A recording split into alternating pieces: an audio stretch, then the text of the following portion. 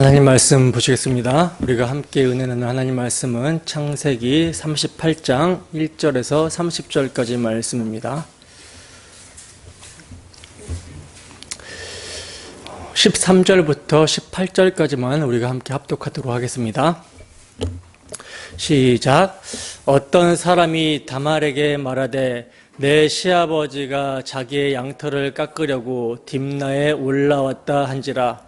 그가 그 가부의 의복을 벗고 너울로 얼굴을 가리고 몸을 힙사고 딥나길 곁 에나임 문에 앉으니 이는 셀라가 장성함을 보았어도 자기를 그의 아내로 주지 않음으로 말미암음이라. 그가 얼굴을 가렸으므로 유다가 그를 보고 창녀로 여겨 길 곁으로 그에게 나아가 이르되 청하건대 나로 내게 들어가게 하라 하니 그의 며느리인 줄 알지 못하였음이라. 그가 이르되 당신이 무엇을 주고 내게 들어오려느냐. 유다가 이르되 내가 내 떼에서 염소 새끼를 주리라. 그가 이르되 당신이 그것을 줄 때까지 담보물을 주겠느냐. 유다가 이르되 무슨 담보물을 내게 주랴. 그가 이르되 당신의 도장과 그 끈과 당신의 손에 있는 지팡이로 하라. 유다가 그것들을 그에게 주고 그에게로 들어갔더니 그가 유다로 말미암아 임신하였더라. 아멘. 다말의 희생을 통해 보게 되는 예수 그리스도의 희생, 십자가. 다말의 희생을 통해 보게 되는 예수 그리스도의 희생, 십자가라는 제목으로 하나님 말씀 증거하도록 하겠습니다. 우리는 지난 시간에 야곱의 족보는 이러합니다 라고 하는 그 어구 뒤에 붙어 있는 요셉의 파란만장한 이야기를 심도 있게 살펴봤었습니다. 성경은 왜 야곱의 족보는 이러하다라고 하면서 그 뒤에 야곱의 자손들의 이름을 기록하고 있는 것이 아니라 요셉의 이야기를 기록하고 있었던 것이죠. 왜 요셉의 이야기를 기록하고 있었습니까? 야곱이 받은 하나님의 언약의 복이 야곱의 후손이 이스라엘에게 어떻게 성취가 되게 되는지를 보여주시고자 요셉의 이야기를 기록하고 있었죠. 그러니까 성경은 야곱의 족보에 등장하는 요셉 이야기를 통해서 언약의 당사자 야곱에게 속한 이스라엘이, 다른 말로 교회라고 하는 영적 이스라엘 언약의 당사자들이 요셉이 예표하고 있는 진정한 언약의 후손이신 예수 그리스도의 순환과 죽음을 통하여 죄와 사망에서 건져지게 된다라고 하는 언약의 복의 성취를 보여주고 있었던 거예요. 따라서 언약의 당사자 야곱에게 속한 이스라엘, 즉 요셉의 형들의 그 악한 짐승 같은 모습은요, 영적 이스라엘, 교회인 우리의 모습을 예표하고 있었던 것이며, 이러한 악한 짐승과 같은 형들에게 버려짐과 손안을 받았음에도 그들을 살려내는 요셉의 희생은 당신을 배신하고 십자가에 매달아 죽인 우리와 같은 죄인을 구원하여 살리시는 예수 그리스도의 희생을 예표하고 있었던 것입니다. 여러분, 성경을 거울로 하여 우리가 어떤 존재였으며 어떤 은혜를 받은 자인지 의의 말씀이 경험되십니까? 정말 악한 짐승과 같은 우리는 죄 없으신 예수님을 미워하고 물어뜯어 죽였는데, 그분은 이러한 악한 나를 살리시기 위해 희생의 피를 흘려주시고 영죽을 나를 살리셨다라고 하는 이 의의 말씀이 성령으로 말미암아 각성이 되고 우리의 마음이 그 말씀에 붙들려 있습니까? 이 시간 복음의 말씀을 사용하시는 주 성령의 역사가 충만한 시간 되기를 소원합니다. 그리하여 오늘도 의의 말씀을 경험하며 악한 짐승과 같은 우리를 구원하신 주님의 은혜와 사랑을 힘입어 육체의 속을 따르는 헛된 마음은 버리고 주 예수를 더욱 사랑하며 그 주님을 위해 복음에 합당한 삶을 살아가는 우리 모두가 되기를 주님의 이름으로 축원합니다. 오늘은 이제 창세기 38장을 살펴볼 차례인데, 창세기 38장은 여러분 그 내용을 읽어오신 분들은 아시겠지만, 아니 무슨 이런 이야기를 하나님의 말씀이라고 기록하고 있을까라고 생각할 정도로 윤리와 도덕적인 잣대로 보게 되면요, 도무지가 이해 안 가는 충격적인 사건이 기록되어 있는 장입니다. 시아버지와 동침하게 되는 며느리 다말이 시아버지의 아들을 낳게 되는 내용인데, 그 과정 또한 충격적이죠. 다말이 아주 계획적으로 창녀로 변장하고요, 시아버지에게 접근해서 동침에 성공하는 그런 충격적인 과정이 그려져 있어요. 따라서 많은 사람들이 계획을 세워 시아버지와의 동침에 성공한 다말 이야기를 보면서 충격을 받고 다말에 대한 비난을 하며 성경이 왜 이러한 이야기를 기록하고 있는지 의아해합니다. 그러나 여러분, 이 사건을 단순히 윤리적으로만 접근하게 된다면 성령의 감동으로 이 사건을 기록하게 하신 하나님의 뜻을 파악할 수 없게 되는 것이죠.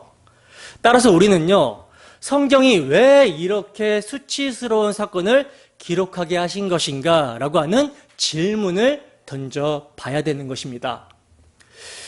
이러한 질문에 종교개혁자 마틴 루터는요, 아무도 자신의 의로움과 지혜를 자랑하지 못하게 하고 또 자신의 죄로 말미암아 그 누구도 절망하지 않게 하기 위해서라고 이렇게 답을 했는데, 우리에게 적용하는 면에서는요, 훌륭하고 굉장히 맞는 답변입니다. 그러나 저는 이 답변에 덧붙여서 구속사적인 관점에서 이 사건을 조명하고자 합니다. 왜냐하면 구속사적인 관점으로 이 사건을 조명할 때 더욱더 심도 있는 복음의 내용이 담겨 있음을 보게 되기 때문이라는 거예요.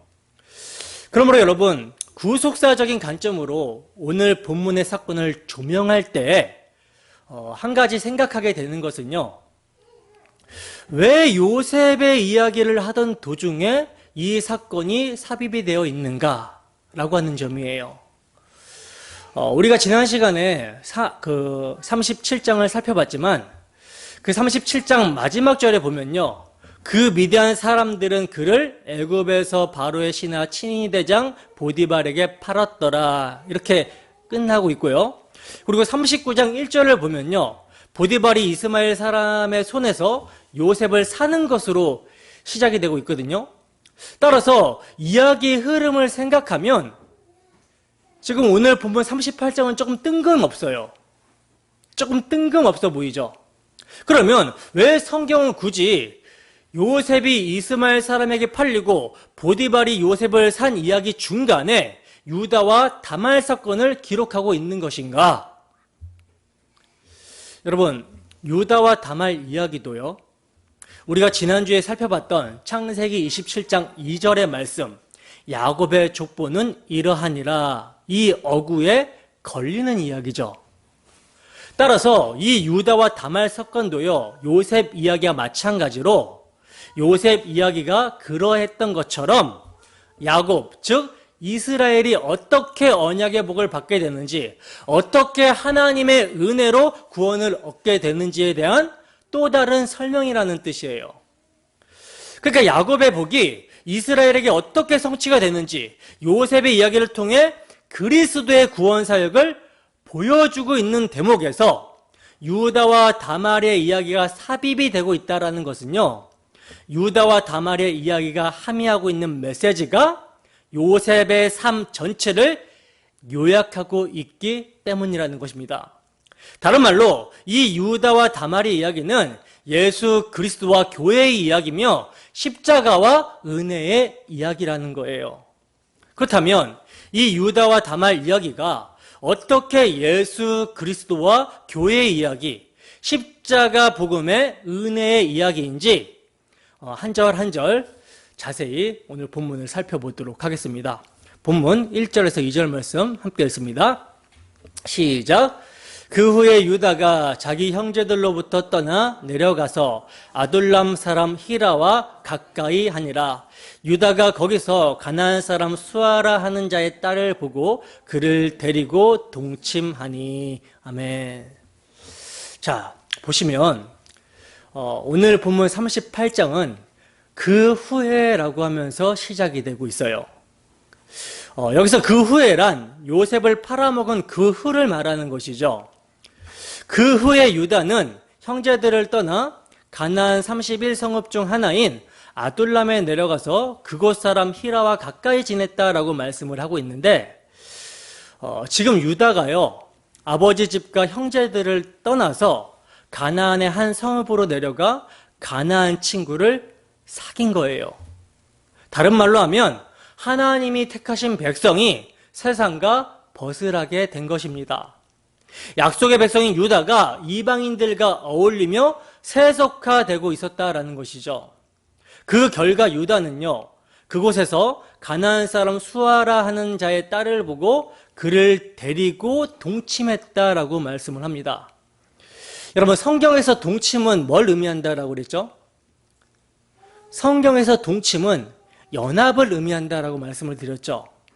그러니까 하나님의 언약 백성이 세상과 짝하여, 세상과 연합하여 점점 세속화, 즉 가나안화 되어가고 있었다라는 거예요. 본문 3절에서 5절 말씀 함께 읽습니다. 시작. 그가 임신하여 아들을 낳음에 유다가 그의 이름을 에리라 하니라. 그가 다시 임신하여 아들을 낳고 그의 이름을 오난이라 하고, 그가 또 다시 아들을 낳고 그의 이름을 셀라라 하니라. 그가 셀라를 낳을 때에 유다는 거십에 있었더라. 아멘. 자, 보세요. 유다가요, 가나안 사람 수아의 딸과 동침하여 세 아들 엘, 오난, 셀라, 이렇게 세 아들을 낳게 되었다라고 말씀을 하고 있는데, 여러분, 하나님이 이러한 유다와 그의 가정을 기뻐하셨을 리가 있습니까? 없습니까? 기뻐하셨을 리가 없죠. 왜냐하면 구약시대 이스라엘 백성들은요, 하나님이 택하신 민족으로서 순수 혈통을 유지했어야 했기 때문이라는 거예요. 그래서 아브라함이 이삭의 신부를 구하기 위해서 어떻게 합니까? 자신의 종을 하란까지 보냈었던 것이죠. 야곱 또한 하란에서 신부를 구합니다. 이것은 아브라함의 후손들의 피가 다른 사람들의 혈통보다 뛰어나기 때문이 아니라 하나님의 백성들의 구별됨, 거룩성을 가르치시기 위하여 하나의 상징적인 장치였던 거예요. 따라서 하나님은요, 아브라함과 이삭과 야곱이 애굽이나 그랄이나 세겜과 같은 이방 민족들과 함께 거주하는 것을 기뻐하지 않으셨던 것입니다. 그런데 지금 유다가 이제 언약의 계승자로 바톤을 받아야 되는 유다가 가나안으로 내려가서 가나안 친구를 사귀고 가나안 여자를 아내로 맞아서 아들을 낳아버린 것이죠. 본문 6절에서 7절 말씀입니다. 함께 읽습니다. 시작. 유다가 장자 엘을 위하여 아내를 데려오니 그의 이름은 다말이더라. 유다의 장자 엘이 여호와 보시기에 악함으로 여호와께서 그를 죽이신지라. 아멘. 자, 이제 가나안 여자가 낳은 아이들이 자라자 유다는 장자 엘을 위하여 아내를 데려왔는데 그의 이름이 뭐라고 그래요? 다말이라고 말씀을 하고 있어요.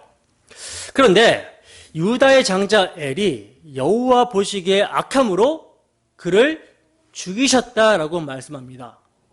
아니, 도대체 유다의 장자 엘이 얼마나 악한 사람이었으면 하나님께서 그를 손수 죽여버리신 걸까요? 여러분, 우리는 성경을 통하여 하나님의 택하신 밖에 있는 모든 죄인들은 악하며 그들은 이미 죄와 허물로 죽어 있는 자라는 사실을 배웠습니다. 그죠? 근데 여기서는 굳이 하나님께서 그 악을 없애버리세요. 죽여버리십니다. 그것은 하나님께서 악을 반드시 멸하시고야 마신다라는 것을 상징적 모델로 보여주고 있는 거예요. 언약 백성 유다의 세속화로 인한 불순종, 그리고 그로 말미암아 탄생한 그의 후손들은 모두 엘처럼 죽어야 된다라는 것입니다. 이것이 하나님의 공이고 그게 아담 안에 속해 있는 모든 인류의 운명이라는 점을 보여주시고 있는 거예요. 본문 8절에서 10절입니다. 함께 하겠습니다. 시작.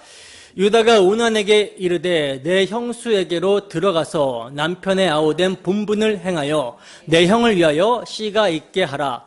오난이 그 씨가 자기 것이 되지 않은 줄 알므로 형수에게 들어갔을 때 그의 형에게 씨를 주지 아니하려고 땅에 설정하매 그 일이 여호와가 보시기에 악함으로 여호와께서 그도 죽이시니. 아멘. 자, 보세요. 엘이 악함으로 자녀가 없이 죽게 되자 유다는요, 그 당시 풍습대로 차남 오난에게 형수를 취하여 형의 대를 이어주라고 말을 합니다. 우리나라는 부여 때 이러한 형사치수제가 있었다라고 그러죠. 이 풍습은요, 대를 이어줄 뿐만 아니라 재산 상속권도 이어주는 제도거든요. 즉, 자신과 형수의 아들이라고 해도 법적으로는 형의 아들이 되는 거예요.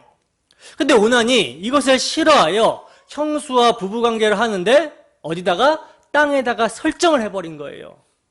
여러분, 이러한 오난의 행동은요, 하나님의 보시기에 악했습니다.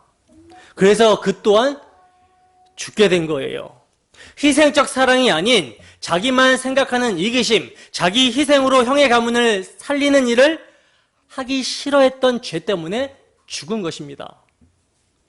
우리가 생각할 때는 이것이 죽을 만큼 잘못한 일인가? 이렇게 생각해 볼 수 있지만, 여러분, 가문의 대를 이어주는 것, 또 땅의 기업을 물려주는 것은요, 언약의 백성에게는 굉장히 매우 중요한 일입니다. 사활을 걸 만큼 중요한 일이라는 거예요. 왜냐하면 하나님께서는 여자의 후손을 보내셔서 범죄한 인생을 구원하시겠다라고 약속하셨고, 따라서 하나님의 언약 백성들, 택한 언약 백성들은 그들을 구원할 여자의 후손이 오실 때까지 반드시 대를 이어가야 했기 때문이라는 거예요.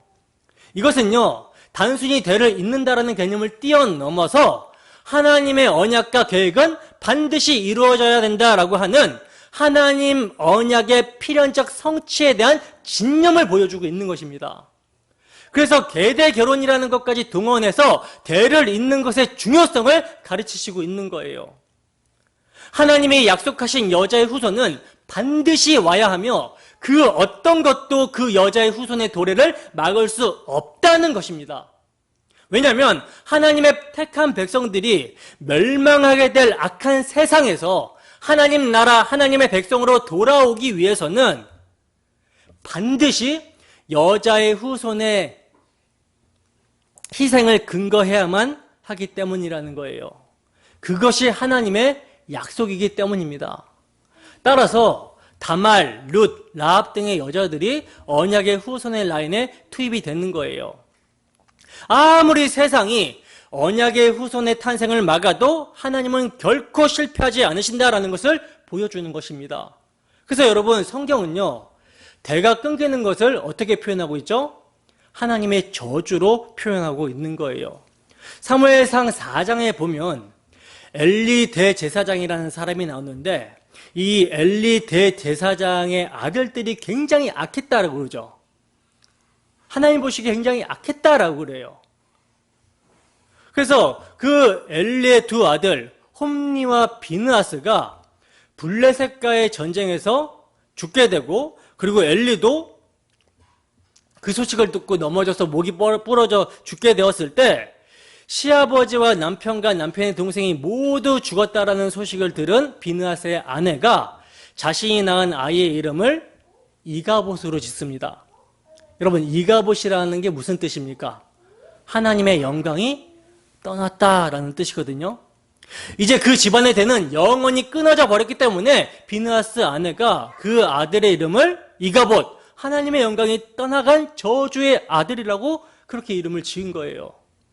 마찬가지로 창세기 20장에서도요, 어리석고 유약한 아브라함 때문에 그랄 왕 아비멜렉의 집안의 태가 모두 다치게 되는 저주를 받게 되죠.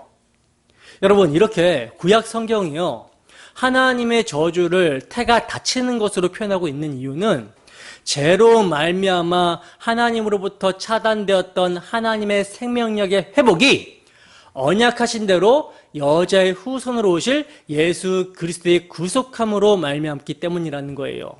그런데 그 약속의 후손의 라인에서 태가 끊어지게 되면 그 여자의 후손과의 관계가 단절이 되게 된다라고 하는 상징적 의미가 있었기 때문에 태가 끊기게 되는 것을 하나님의 복과 반대되는 개념으로 하나님의 저주라고 표현을 하고 있는 것입니다, 성경이. 그러므로 여러분, 범죄한 인생들에게 있어서 참 복, 성경에서 말하는 참된 복은요, 여자의 후손으로 오실 자의 대속으로 말미암아 하나님과의 관계가 화목하게 되는 것, 그리고 여기에서 비롯되는 영생입니다. 그래서 아브라함과 이삭과 야곱에게 주어진 하나님의 축복도, 하나님의 축복의 언약도 하늘의 별처럼 바다의 모래처럼 많은 약속의 후손을 보장하는 것으로 주어졌던 거예요. 그 후손의 팽창에 대한 약속은 혈통적 후손의 증가를 뜻하는 게 여러분 아니죠. 후손이 많아지는 것이 뭐 그리 중요한 것이겠습니까? 그 말은요, 가산적 의미의 숫자의 개념이 아니라 그 후손은 갈라디아서 3장 16절에서 우리가 확인한 바대로 단수 예수 그리스도를 말씀하고 있는 거예요. 여러분들이 너무나도 잘 아시다시피 하늘의 별처럼 바다의 모래처럼 이라는 부사구와 자손이라는 단수는요, 어울리지가 않는 조합입니다. 그렇잖아요. 하늘의 별처럼 바다의 모래처럼, 근데 그 자손은 단수예요. 어울리지 않는 조합입니다. 근데 성경이 그럼에도 불구하고 이러한 파격적 조합으로 그 약속의 후손을 묘사하고 있는 것은요, 그 어구가 참 약속의 후손이신 예수 그리스도와 그 안에서 연합이 되어 탄생하게 될 수많은 하나님의 백성들을 함께 지칭하고 있기 때문이라는 거예요. 따라서 이스라엘에서 대가 끊긴다라는 것이 상징하는 것은요, 예수 그리스도의 오심의 필연적 성취가 실패되는 일이기도 하지만 하나님의 백성들의 탄생도 좌절이 된다라는 상징적인 의미가 있는 것입니다. 예수와 교회는요, 분리 불가해요. 예수가 머리시고 교회는 그의 몸이기 때문에 분리 불가입니다. 그러므로 하나님의 택한 백성들을 예표하는 이스라엘 사람들에게 있어서 대가 끊긴다라는 것은요, 절대로 있어서는 안 되는 일이었던 거라는 것이죠. 여러분, 이렇게 언약의 후손이 이어지는 것이 너무나도 중요하기 때문에 훗날 모세를 통하여 계대 결혼, 형사치수제를 뭘로 주시냐면 율법으로 주신 것입니다. 신명기 25장 5절에서 10절 말씀을 우리가 함께 읽어보도록 하겠습니다. 자, 시작. 형제들이 함께 사는데 그중 하나가 죽고 아들이 없거든 그 죽은 자의 아내는 나가서 타인에게 시집가지 말 것이요 그의 남편의 형제가 그에게로 들어가서 그를 맞이하여 아내로 삼아 그의 남편의 형제된 의무를 그에게 다 행할 것이요 그 여인은 낳은 첫 아들이 그 죽은 형제의 이름을 잊게 하여 그 이름이 이스라엘 중에서 끊어지지 않게 할 것이니라. 그러나 그 사람이 만일 그 형제의 아내 맞이하기를 즐겨하지 아니하면 그 형제의 아내는 그 성문으로 장로들에게로 나아가서 말하기를 내 남편의 형제가 그의 형제의 이름을 이스라엘 중에 잊기를 싫어하여 남편의 형제된 의무를 내게 행하지 아니하나이다 할 것이요 그 성읍 장로들은 그를 불러다가 말할 것이며 그가 이미 정한 뜻대로 말하기를 내가 그 여자를 맞이하기를 즐겨하지 아니하노라 하면 그의 형제의 아내가 장로들 앞에서 그에게 나아가서 그의 발에서 신을 벗기고 그의 얼굴에 침을 뱉으며 이르기를 그의 형제의 집을 세우기를 즐겨 아니하는 자에게는 이같이 할 것이라 하고 이스라엘 중에서 그의 이름을 신벗김 받은 자의 집이라 부를 것이니라. 아멘.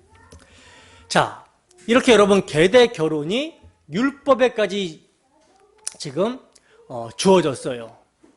여러분, 이 말씀에 대한 구체적인 적용이 어디에 나오죠? 우리가 너무나도 잘 아는 룻기에 나오고 있죠. 보아스가 나오미의 기업물을 자로 등장하여 나오미의 며느리 룻을 맞이하게 되는데, 원래는 여러분 보아스가 기업을 물려줄 1순위가 아니었어요. 더 가까운 친족이 있었습니다. 그러나 그 가까운 친족, 더 가까운 친족이 기업 물려주기를 즐겨하지 않죠. 싫어한 거예요. 그래서 거절을 합니다. 그래서 장로들 앞에서 신을 벗었어요. 자기 희생을 싫어한 것이죠.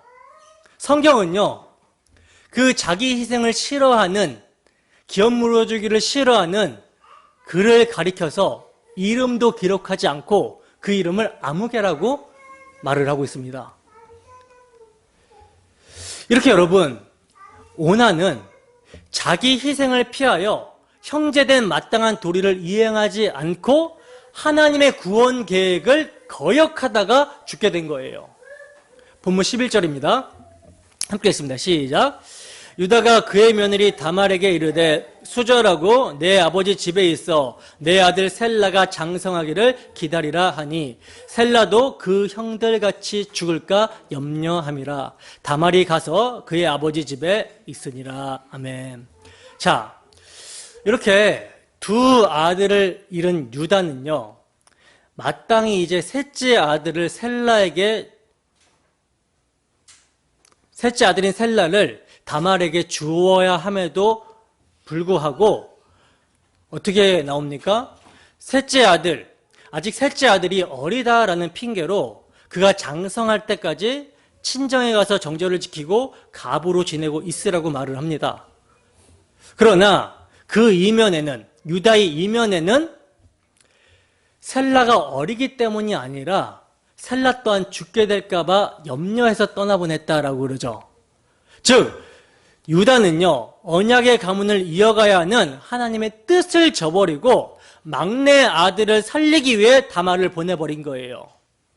이것은 유다가 아들들이 죽는 이유가 며느리 다말에게 있기 때문이다라고 생각했기 때문이라는 것이죠. 그러나 정작 아들들의 죽음은 누구로 인함입니까? 유다의 죄로 말미암음이며 아들들, 당사자의 죄로 말미암음이었어요. 여러분, 사람들은요, 유다처럼 자신의 죄를 돌아보려고 하지 않고 남 탓으로 일관하는 모습을 보이려고 합니다. 따라서 하나님이 우리의 삶에 어떠한 시련을 허락하실 때 우리는요, 우리 자신의 죄악을 돌아볼 수 있어야 되는 지혜가 필요하다라는 거예요. 이러한 교훈을 우리가 받아볼 수 있는 것이죠. 자, 이렇게 이제 유다와 그의 아들들의 죄악으로 말미암아 어떤 위기가 임하게 되었습니까? 유다의 가문이 끊어지게 될 위기가 찾아오게 된 거예요. 유다의 가문으로 메시아가 오셔야 되는데 유다의 가문에 지금 위기가 생긴 것입니다. 그러나 하나님은 유다 지파를 통해서 구원자 메시아를 보내시기로, 여자의 후손을 보내시기로 작정하셨기 때문에 이러한 위기는 하나님의 주권적 섭리 속에서 해결되는 모습을 우리는 보게 됩니다. 하나님께서 유다를 구원하기 위해 한 여자를 보내시는 거예요. 그 여자가 다말이라는 것이죠. 그녀의 순환과 수모를 통하여 약속의 후손이 태어나고야 마는 것입니다. 결론적으로 말씀을 드리면 다말은요, 예수 그리스도의 모형으로 등장을 하고 있는 거예요. 자, 그렇게 유다는 두 아들을 잃고 며느리를 친정으로 보내버린 후 얼마 안 있다가 그의 아내가 죽습니다. 그리고 아내를 위해 애곡하는 기간이 끝나자 유다는요, 아둘람 사람 친구 히라와 함께 딥나로 가서 양털 깎는 곳에 이르게 되었다라고 하는데, 여러분, 당시에 양털을 깎는 때는요, 축제의 기간입니다. 축제의 기간. 라반이 양털을 깎을 때 야곱이 도망갔잖아요. 이 축제의 기간이에요. 근데 이 축제가 단순한 축제가 아니라 다산의 신인 바알과 아스다롯에게 경배하는 종교 의식이 함께 행해지는 축제 기간이었어요.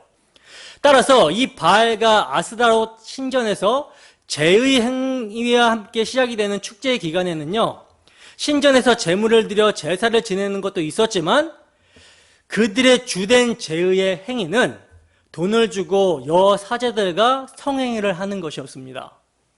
풍요의 신인 바알과 아세다로 신은 인간의 성행위를 보면 흥분을 하게 된다라고 하는데, 그 신이 흥분을 하게 되면 인간들에게 비를 충분히 내려주고 햇빛을 알맞게 내려주는 등 풍요와 다산의 축복을 더 많이 부어주게 된다라고 하는 그러한 신앙이 그들에게 있었다라는 거예요. 그래서 그 양털 깎는 기간에는요, 신전의 여사제들이 사제복을 입고요, 풍요를 바라며 제의 행위를 하러 오는 외간 남자들을 맞이하기 위해 신전문 앞에서 요염을 떨면서 기다리고 있었던 것입니다. 그러니까 사제들이 창녀 노릇을 했던 거라는 것이죠. 바로 유다가 어딜 간 거예요? 여기에를 간 거예요.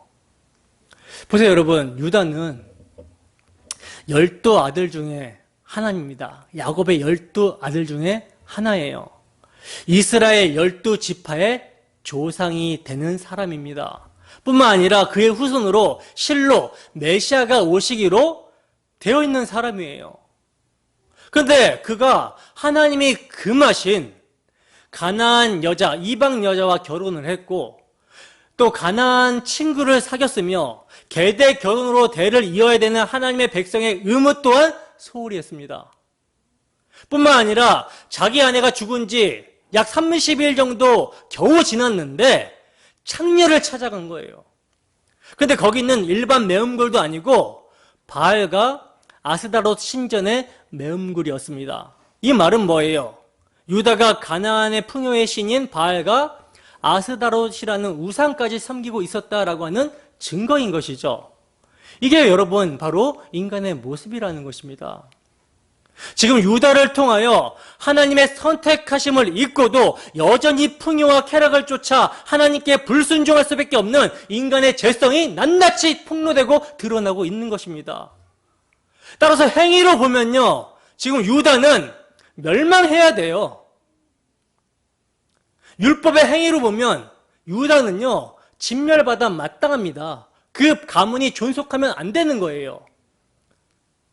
그런데 하나님의 은혜가 여러분 임합니다. 여기에 어떻게 하나님의 은혜가 임하게 되는지 보겠습니다. 본문 13절에서 19절 말씀 함께 했습니다. 시작. 어떤 사람이 다말에게 말하되 내 시아버지가 자기의 양털을 깎으려고 딥나에 올라왔다 한지라. 그가 그 가보의 의복을 벗고 너울로 얼굴을 가리고 몸을 휩싸고 딥낫길 곁 에나임 문에 앉으니 이는 셀라가 장성함을 보았어도 자기를 그의 아내로 주지 않음으로 말미암음이라. 그가 얼굴을 가렸으므로 유다가 그를 보고 창녀로 여겨 길 곁으로 그에게 나아가 이르되 청하건대 나로 내게 들어가게 하라 하니 그의 며느리인 줄을 알지 못하였음이라. 그가 이르되 당신이 무엇을 주고 내게 들어오려느냐? 유다가 이르되 내가 내 떼에서 염소 새끼를 주리라. 그가 이르되 당신이 그것을 줄 때까지 담보물을 주겠느냐? 유다가 이르되 무슨 담보물을 내게 주랴? 그가 이르되 당신의 도장과 그 끈과 당신의 손에 있는 지팡이로 하라. 유다가 그것들을 그에게 주고 그에게로 들어갔더니 그가 유다로 말미암아 임신하였더라. 그가 일어나 떠나서 그 너울을 벗고 가부의 의복을 도로 입으니라. 아멘. 자, 보세요, 여러분. 유다가 딥나로 왔다라고 하는 소식이 어떤 사람으로부터 다말에게 전해지다. 다말은요, 셀라가 다 장성했을 시기인데도 불구하고 남편으로 주지 않는 시아버지가 자신이 사는 곳까지 왔다라는 소식을 듣고 계획을 세웁니다. 그런데 이 계획은 윤리적인 관점에서 보면 정말 있을 수 없는 끔찍한 계획인 것이죠. 그녀는 과부의 복장에서 창녀의 복장으로 갈아입고 얼굴을 너울로 가리고 몸을 옷으로 덮은 후에 딥낫길 곁 에나임 문에 앉아 있었어요. 그러자 유다는 얼마나 술에 취했는지 그 창녀 복장을 한 여자가 자신의 며느리인 줄도 모르고 관계를 요구합니다. 얼굴을 가렸어도 목소리는 알 거 아닙니까? 며느리인데. 근데 술에 취해서 며느리인지도 못 알아보고 창녀인 줄만 아는 거예요. 그래서 유다가 들어가도 되겠냐라고 하는 관계에 대한 요구를 하니까 이 요구에 다말이 그 대가로 뭘 주겠냐라고 하면서 관계에 대한 화대를 요구합니다. 이것은 다말이 관계에 대한 대가에 집중을 하고 있는 것이 아니라 이후에 벌어질 일에 대한 담보물을 준비하려고 했던 것이죠. 그래서 유다가 화대로 염소 새끼를 주겠다라고 하자 다말은요, 염소 새끼를 받기 전까지 담보물로 유다의 도장과 끈과 지팡이를 달라고 그래요. 그리고 유다가 이것들을 주고 난 뒤에 다말과 동침하였고 이로 말미암아 다말은 임신하게 되었다라고 말씀을 합니다. 그리고 여러분, 본문은요, 그런 후에 다말이 집으로 돌아와서 어떻게 했다라고 그래요? 그 창녀의 복을 벗고 다시 과부의 옷을 입었다라고 말씀을 하고 있는데, 이것은 뭘 의미합니까? 지금 다말이 창녀의 복종을 한 이유가 성욕이나 돈을 위해서가 아니라 유다 가문의 대를 잇는 것에 초점이 있다라는 것을 보여주고 있는 것이죠. 그것은 여제 후손으로 오실 메시아의 필연적 도래를 기다리고 기대하는 신앙의 모습을 상징적으로 함의하고 있는 거예요. 그래서 대가 끊긴다라는 것은요, 하나님의 은혜 밖에 외인이라는 뜻이 되는 것이고, 그건 곧 저주의 상태가 되는 것이기 때문에 성경이 하나님의 저주를 대가 끊기는 것으로 표현한다라고 말씀을 드렸던 것입니다. 따라서 다말이 유다와 대조적으로 창녀의 취급을 감수하면서까지 어떻게 해서든지 약속의 후손의 대를 이으려고 했던 것은요, 구속사 관점에서 이해를 할 때, 구속사 관점의 이해로 볼 때 하나님이 기뻐하시는 의로운 신앙 행위가 되는 거예요. 마치 예수 그리스도께서 아버지의 뜻을 따라 창녀보다도 못한 죄인의 몸으로 이 땅에 오심을 감수한 것과 같은 것입니다. 이해가 되세요? 그러므로 여러분, 이 사건을요, 시아버지와 며느리의 지저분한 간통 사건으로 보면은 안 되는 거예요. 거기에 오히려 이렇게 더럽고 추악한 인간들에게 쏟아 부어진 하나님의 은혜의 크심을 발견할 수 있어야 되는 것입니다. 자, 계속해서요, 유다는 자기가 자기 며느리랑 관계를 한 줄은 꿈에도 모르죠. 꿈에도 모르고 창녀와 잠자리를 했는데 화대에 대한 담보물을 맡겨놨기 때문에 그녀에게 염소 새끼를 가져다 주고 맡겨놓은 담보물을 찾아와 달라고 가나안 친구 히라에게 부탁을 합니다. 그리고 그 부탁을 받고 히라가 에나임문에 갔는데 다말을 찾아요? 못 찾아요? 못 찾죠. 그래서 사람들에게 물어보니까 에나임문에는 창녀가 원래 없다라는 말을 듣습니다. 그리고 이것을 유다에게 이야기를 해주죠. 그러자 그녀를 더 찾게 되면 자신의 수치스러움이 드러나게 될까봐 그냥 담보물을 찾지 않는 것으로 일단락을 맺습니다. 그런데 이제 어떠한 소식이 유다에게 들려오게 됩니까? 본문 24절입니다. 함께 읽습니다. 시작. 석 달쯤 후에 어떤 사람이 유다에게 일러 말하되 내 며느리 다말이 행음하였고 그 행음함으로 말미암아 임신하였느니라. 유다가 이르되 그를 끌어내어 불사르라. 아멘. 자, 보세요. 3개월 후에 어떤 사람으로부터 유다가 자기 며느리 다말이 임신했다라고 하는 소식을 듣게 되었다라고 말씀을 하고 있죠. 그러자 유다의 반응이 어떠했다라고 합니까? 노발대발하면서 그런 부정한 여자가 있냐? 당장 불살라 죽여버려라! 이렇게 엄명을 내립니다.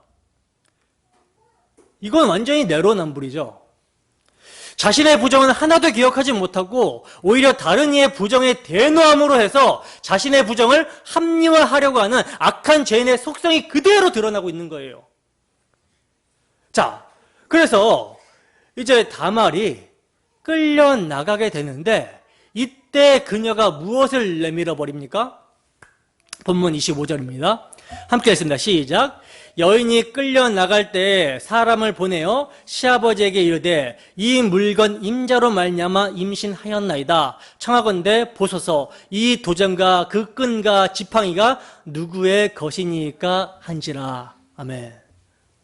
보시면 다말이 끌려가게 되는 절체절명의 위기에 사람을 유다에게 보내서 자기를 임신시킨 사람이 바로 이 물건의 주인이라고 하면서 유다의 지팡이와 도장과 끈을 내밀어 버립니다. 그러자 유다가 즉시 그것이 자기의 물건임을 알아차리죠. 그러니까 거룩한 척 연극을 하던 유다가 자신이 어떠한 존재인지 그 자신의 물건들 앞에서 폭로되고 드러나게 된 거예요. 마치 나단 선지자의 고발로 말미암아 다윗의 죄가 일천하에 드러난 것처럼 그렇게 드러나게 된 것입니다. 마찬가지예요, 여러분. 하나님은요, 수시로 우리에게 우리의 죄인됨의 증거인 지팡이와 도장과 끈을 들이미십니다. 그때 우리는 어떻게 나와야 됩니까? 어떤 반응을 보여야 마땅합니까? 하나님, 이 땅에 의로우신 분은 예수 그리스도 한 분밖에 없습니다. 저는 하나님 앞에서 여전히 죽어야 될 죄인이며 예수 그리스도의 은혜 없이는 단 한 순간도 살 수 없는 그런 존재입니다라고 하는 그런 고백을 내어놓아야 되는 것이죠. 이게 여러분 자기 부인이에요. 사실 여러분 신앙생활은요, 이러한 하나님의 담보물인 십자가 앞에서 끊임없이 자신의 죄인됨을 들켜버림으로 말미암아 자신을 부인해 가게 되는 사건들로 점철이 된다라고 해도 과언이 아닙니다. 따라서 우리의 죄인됨의 증거인 지팡이와 도장과 끈이라는 십자가가 수시로 우리 앞에 제시되어야 한다라는 거예요. 그러나 이것이 여러분 복이라는 사실입니다. 그것이 자기 부인으로 이어지게 되는 것이고 거기에서 진짜 하나님의 사랑을 알고 그 사랑에 감동된 순종의 삶이 나오게 되는 거예요. 그러니까 여러분 성도의 삶 속에서는요, 사실 교만이라는 것이 나올 새가 없습니다. 끊임없이 자신의 지팡이와 도장과 끈이 복음의 말씀을 통해 드러나게 되는데 내가 죽어마땅한 존재인데 어떻게 위선과 위장으로 다른 일을 판단하고 정죄하겠습니까? 그런데 그렇게 하고 있다라는 것은 뭐예요? 지금 은혜를 망각하고 복음의 말씀 앞에 바로 서 있지 않기 때문이라고 할 수 있는 것이죠. 복음의 말씀을 망각하고 이를 유념하고 있지 않기 때문에 의의 말씀이 경험되고 있지 않기 때문에 이런 모습이 나오게 되는 것입니다. 따라서 우리에게 이런 모습이 나오게 된다면 우리는 얼른 돌이켜서 십자가 앞에 자신을 세워야 되는 거예요. 자, 보세요. 여러분, 유다가 자신의 죄가 폭로가 되자 다말에게 뭐라고 말을 하고 있죠? 본문 26절입니다. 함께 했습니다. 시작. 유다가 그것들을 알아보고 이르되 그는 나보다 옳도다. 내가 그를 내 아들 셀라에게 주지 아니하였음이로다 하고 다시는 그를 가까이 하지 아니하였더라. 아멘. 자, 유다가 다말에게 뭐라고 지금 말을 합니까? 옳도다라고 말을 합니다. 여기서 옳도다라고 번역이 된 히브리어 단어가 짜다크라는 말이거든요. 이 단어는 여러분들이 아시다시피 의라는 단어예요. 의. 유다가 다말의 행위를 의롭다고 하는 것입니다. 나는 악하고 당신은 의롭습니다. 당신은 의롭다라는 거예요. 자신의 죄가 폭로가 되자 금방 자기 부인이 나오게 되더라는 것이죠. 여러분, 사도 바울은요, 이 세상에 의인은 없나니 하나도 없다라고 했어요. 이 세상에 의로우신 분은 여자의 후손으로 오실 분, 바로 오직 한 분 예수 그리스도만 의롭습니다. 따라서 다말의 순환과 수모는 바로 하나님께서 당신의 백성들과의 관계 속에서 신실하게 당신의 책임을 다하시기 위해 독생자 예수를 보내어 그에게 당하게 하신 순환과 수모, 즉 십자가를 예표하고 상징하고 있었던 거예요. 따라서 다말의 의, 그 희생으로 예수가 그의 자손으로 오시기 때문에 죽어야 될 유다가 살아나게 되는 것이고 그 유다의 부끄러움을 다말이 짊어지고 부끄러운 여자가 되는 것입니다. 그게 다말의 임신인 거예요. 여러분, 이 길에 이 다말이 목숨을 걸고 유다의 가문을 살리려고 하는 그 일에 유다가 한 일이란 무엇입니까? 이 세상을 상징하는 가나안의 친구를 사귀고 가나안의 여자를 얻었으며 쾌락과 풍요를 쫓았고 심지어 풍요의 신인 바알과 아스다롯이라는 우상을 섬긴 일뿐이에요. 그렇다면 오늘 본문에서 여러분 진짜 창녀는 누굽니까? 진짜 창녀는 누구예요? 유다입니다.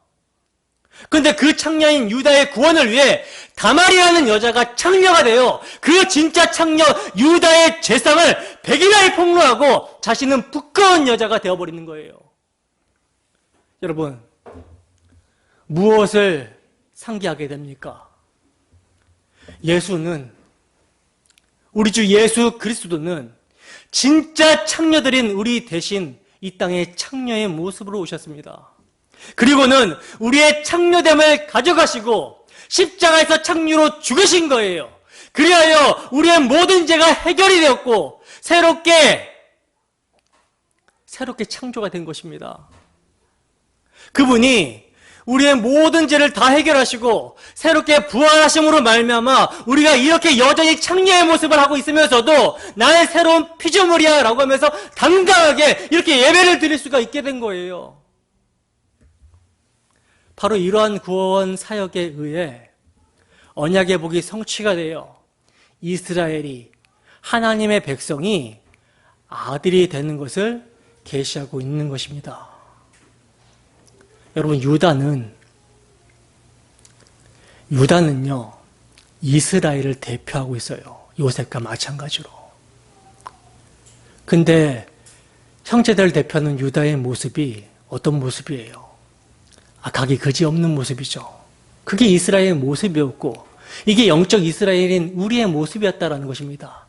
근데 예수 그리스도를 예표하고 있는 다말이 그 가문을 살리기 위해서 자기를 창녀로, 불의한 여자로, 부끄러운 여자로 자신을 내버리는 거예요. 희생하는 거예요. 그로 말미암아 유다가 살게 된 것입니다.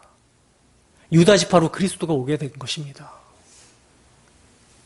여러분, 그렇게 며느리 다말이 목숨을 걸고 자기 가문의 대를 이어가려고 했다라는 것을 깨닫고 내가 나보다 의롭다라고 한 유다는요 다시는 다말과 동침하지 않았다라고 말씀을 합니다. 이것은 다말이 자신의 가문을 이어주기 위해서만 이런 일을 행했음을 유다가 알았기에 아내로는 맞이하지 않았다라는 사실을 가르쳐주고 있는 대목인 것이죠. 유다는 다말의 희생을 통해 야곱에게 언약하신 그 언약을 이루시기 위한 하나님의 일하심을 보게 되었어요. 유다 자신의 죄에도 불구하고 하나님은 그 언약을 신실하게 이어가신다라는 것을 깨닫게 된 것입니다. 또한 하나님이 기뻐하시는 의는 자기를 희생하는 사랑이다라는 것을 깨닫게 된 거예요. 바로 이러한 차원에서 요셉의 생애를 유다와 다말 이야기가 요약을 하고 있는 것이죠. 요셉은요 자기 형들의 손에 팔려가게 되지만 그러한 요셉의 희생이 오히려 형들을 살려내는 것입니다. 그러므로 요셉의 이야기 중에 갑자기 유다의 이야기가 나오고 있는 것은요 우연이 아니라 요셉의 희생이 의미하고 있던 그리스도의 희생을 언약의 줄기인 유다의 가정에 먼저 그림자로 보여주고 있는 거예요. 그리고 이제 마지막 절에 보면 드디어 다말이 자녀를 낳게 되죠. 본문 27절에서 30절 말씀입니다. 함께 했습니다. 시작. 해산할 때 보니 쌍태라. 해산할 때 손이 나오는지라. 산파가 이르되 이는 먼저 나온 자라 하고 홍색실을 가져다가 그 손에 메었더니 그 손을 도로 들이며 그의 아우가 나오는지라. 산파가 이르되 내가 어찌하여 터뜨리고 나오느냐 하였으므로 그 이름을 베레스라 불렀고 그의 형 곧 손에 홍색실이 있는 자가 뒤에 나오니 그의 이름을 세라라 불렀더라. 아멘.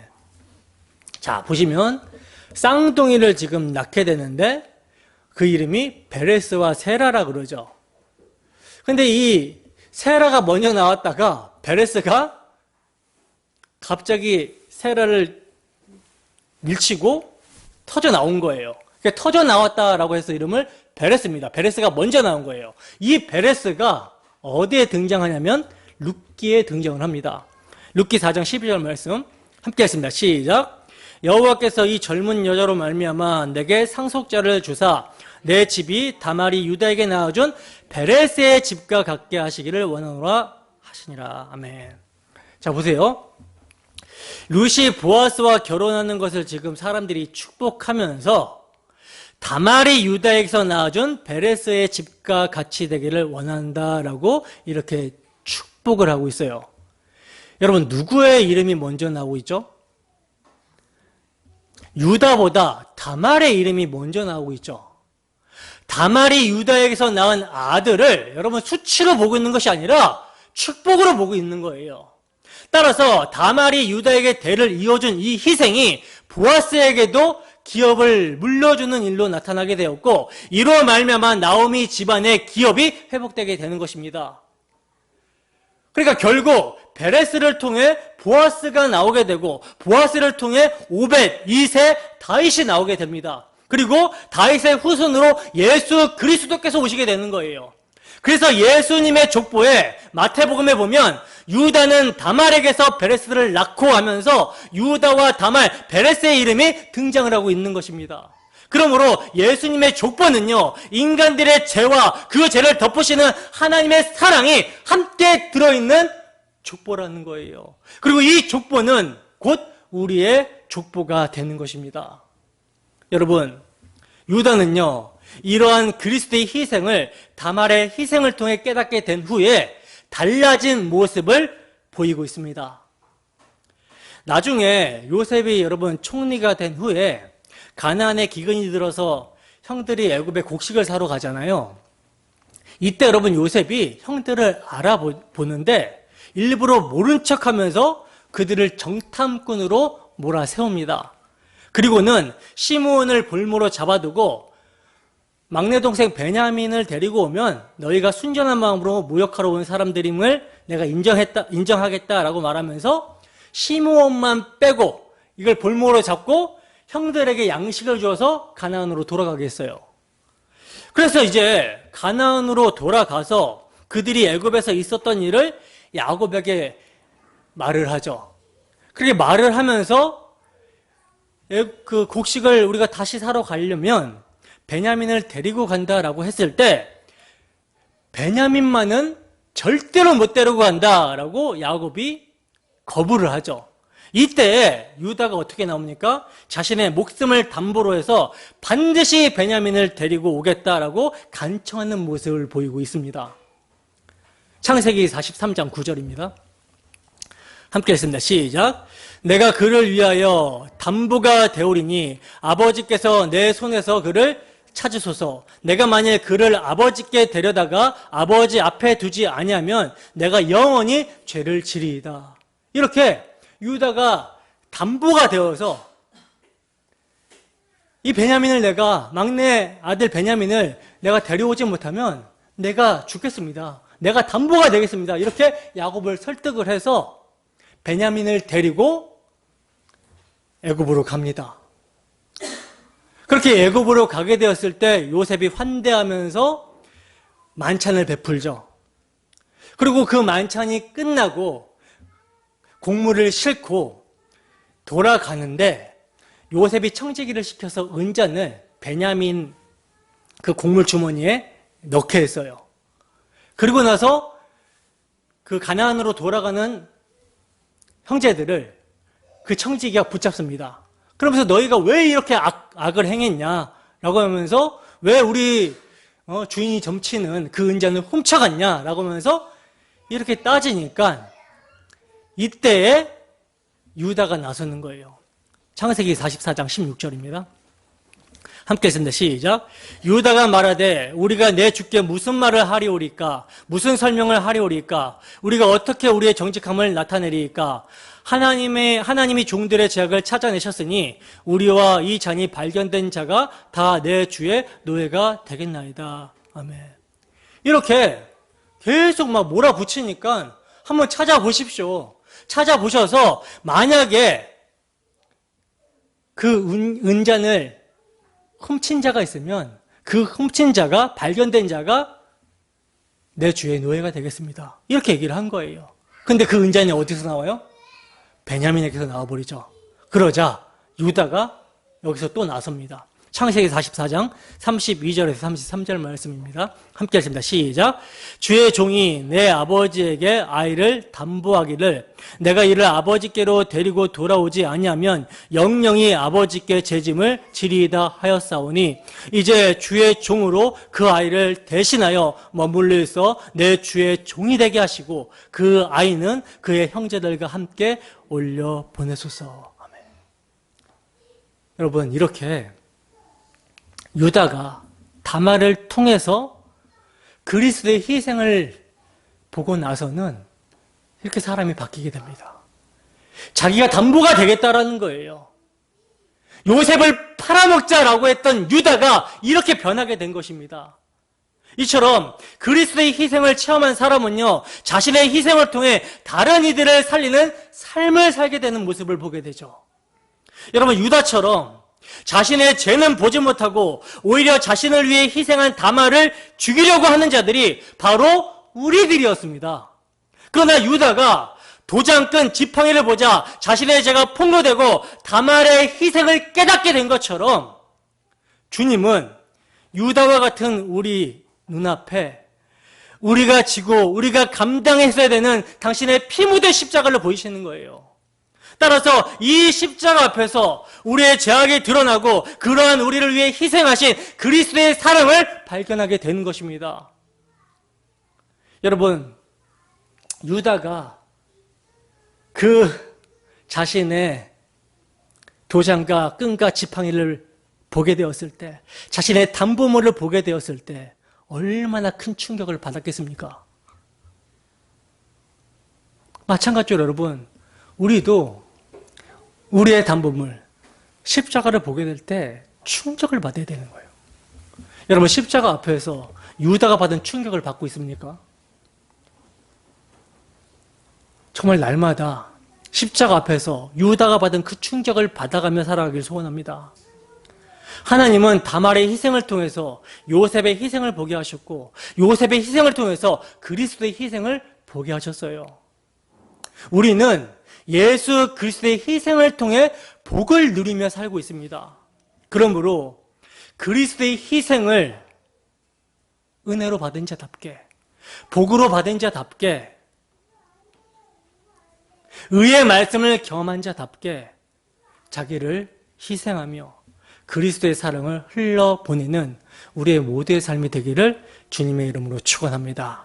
기도하겠습니다.